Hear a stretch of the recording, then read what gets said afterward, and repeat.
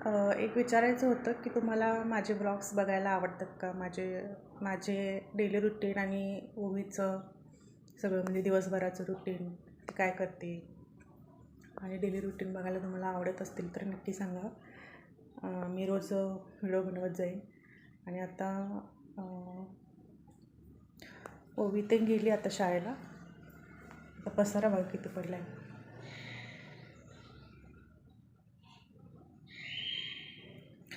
अजून दाखवते.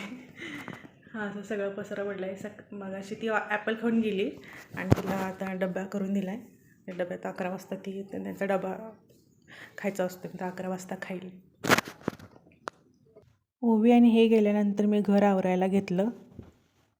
आम्ही खालीच झोपतो. आता हे बघून आता विचारायला येऊ नका की असं कसं गबाळासारखं राहते म्हणून. यांची सारखी बदली होत राहते, त्याच्यामुळे आम्ही बेड नाही घेतला, तर खाली गाद्यात टाकून झोपतो आम्ही. कसं आहे ना, बायकांच्या पाया ओढतात माहिती आहे मला. त्याच्यामुळे ना स्त्रीने स्त्रीला समजून घ्यावा अशी माझी इच्छा आहे. मला जर माझे व्हिडिओ आवडत नसतील तर इग्नोर करा, काही प्रॉब्लेम नाही, पण नावं ठेवायला प्लीज येऊ नका. आता बघा सगळे अंथरूण मी इथं खुर्चीवर ठेवून देते. माझा हा ना पहिलाच व्लॉग आहे, त्यामुळे प्लीज समजून घ्या. त्याच्यानंतर इथं बघा सगळं अंथरूण मी घडी करून ठेवलं. त्याच्यानंतर मी झाडायला आले आणि बघा किती कचरा पडला आहे. सगळं व्यवस्थित सगळं झाडून घेतलं. हे दोघे गेले ना तर मला टाईम भेटतो 1-2-3 तास तरी, कारण 9 वाजता गेली ना ओवी तर ती 1 वाजताच येते. आणि यांचं पण टायमिंग तसंच आहे की सकाळी 9 वाजता गेले नाही, ओवीला सोडतात तिकडे शाळेला आणि ऑफिसला जातात आणि दुपारी परत येतात जेवायला. त्याच्यामुळे काही टेन्शन नसतं. मी सगळं ते जेवण वगैरे आवरून ठेवते आणि नंतर मग दुपारी येतात दोघं पण जेवायला. ओवी डबा घेऊन जाते, पण हे येतात जेवायला दुपारी.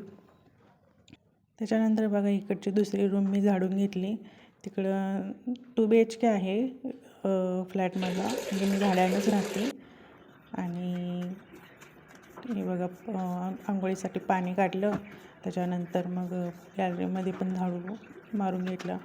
इथं ना खूपच काळं असं काहीतरी उडून येतं आणि त्याच्यामुळे खूपच घर घाण होतं. सगळं काळं काळं होतं, कपडे भांडी सगळं काळं काळं होतं. त्याच्यामुळे खूपच वैताग आला आहे. सगळं कचरा गोळा केला आणि कचराकुंडीत टाकला आणि त्याच्यानंतर मग कपडे सगळे झाडून सगळे गोळा केले.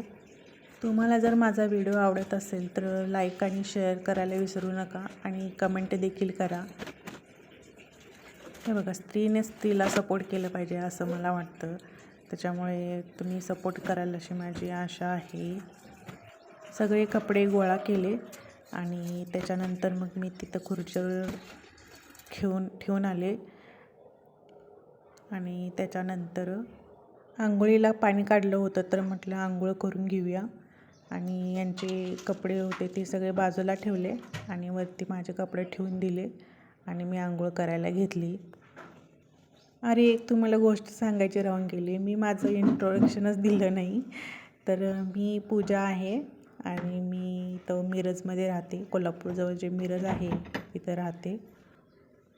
आणि माझं छोटंसं कुटुंब आहे. मी, माझी मुलगी आणि माझा नवरा, 3 जण आम्ही राहतो.